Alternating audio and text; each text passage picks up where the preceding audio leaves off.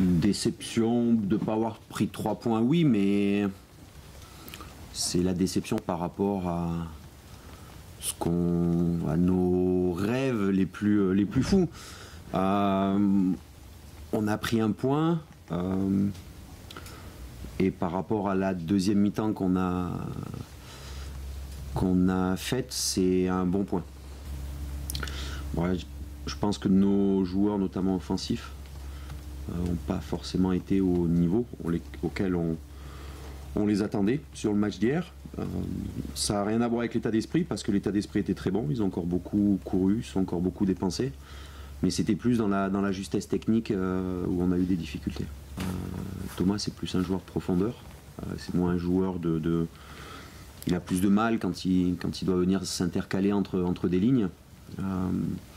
Quand il est un peu plus haut sur le terrain, il est beaucoup plus à l'aise, mais là on l'a mis là parce qu'aussi c'était un choix tactique qu'on avait fait par rapport à un certain jeu dans les couloirs que Metz avait l'habitude de jouer. Lorient, c'est une équipe qui a été en difficulté pendant plusieurs semaines, qui a bien redressé la barre maintenant depuis 2-3 matchs. Et ça va être compliqué à les jouer parce que je pense que le match nul aussi contre Marseille leur a donné de la confiance. On me dit que Lorient a beaucoup perdu à l'extérieur, donc ça serait logique qu'on gagne. D'un autre côté, j'entends que on peut être frustré de notre match d'hier à Metz, où Metz, à part contre Paris, n'a jamais perdu à domicile. Donc si finalement le point pris à Metz est peut-être un très bon point, parce que justement Metz est très performant à domicile, et si on prend les 3 points contre Lorient, oui, ça sera une belle semaine. Ça sera une belle semaine. Mais Lorient, c'est pas Metz, c'est un jeu complètement différent. Ça sera à nous aussi de proposer d'autres choses en contenu pour mettre cette équipe en difficulté.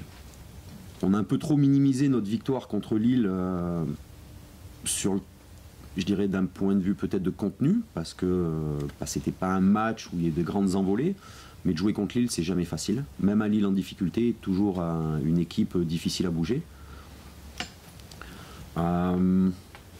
Lorient, c'est différent, c'est une équipe qui joue plus, qui a par philosophie, il y a eu Christian Gourcuff avant, il y a Sylvain Ripoll maintenant, qui est sur les mêmes principes. C'est une équipe qui a envie de jouer, et tant mieux, parce que nous aussi, donc j'espère que ça fera un bon match. J'ai un groupe avec un très bon état d'esprit, très sain, des joueurs qui travaillent dur. Il y a eu beaucoup de rotations jusqu'à présent, soit par volonté, soit par obligation. Et ce qui nous a permis de concerner tout le monde dans le groupe, et c'est une bonne chose, parce que tous les joueurs sont prêts aujourd'hui à répondre aux défis de la première division. Non, on a toujours besoin de bosser, tous les jours. Je dis moins. Parce que justement, comme il y a eu beaucoup de rotations, il y a moins de... Les rapports interjoueurs sont pas la chose la plus forte qu'on a en termes de contenu. Parce qu'un jour c'est Diabaté, un jour c'est Salah, un jour c'est Touré, un jour c'est Kazri, un jour c'est Diego Roland. On a été obligé de faire beaucoup tourner, donc il faut sans cesse trouver des solutions. Mais comme l'état d'esprit est bon, pour l'instant ça marche. Mais faut pas oublier qu'on n'est qu'à la 15e journée. Il en reste encore beaucoup. 16e, pardon. 16e, 17 samedi. On sait que certains joueurs chez nous, oui, ils peuvent pas jouer 3 matchs de suite. En une semaine, c'est pas possible.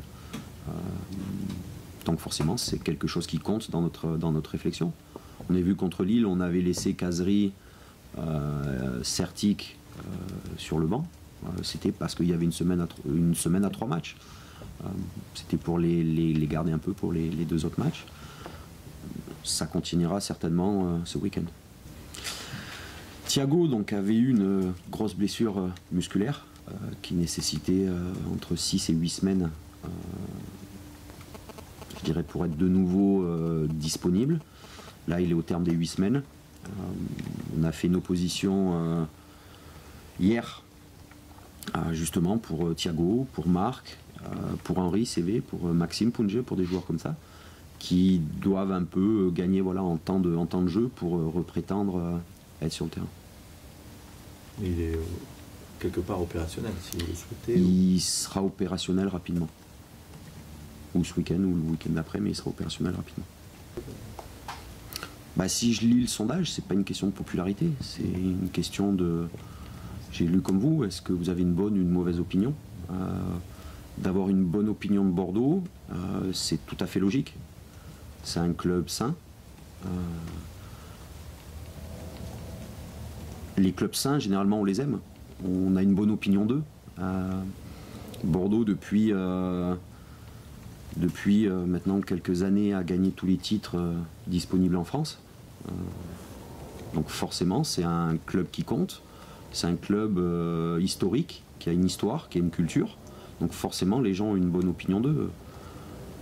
Après, si vous me posez la question sur d'autres clubs, dans le même classement, on voit le PSG Marseille tout en bas. Mais c'est normal. C'est normal.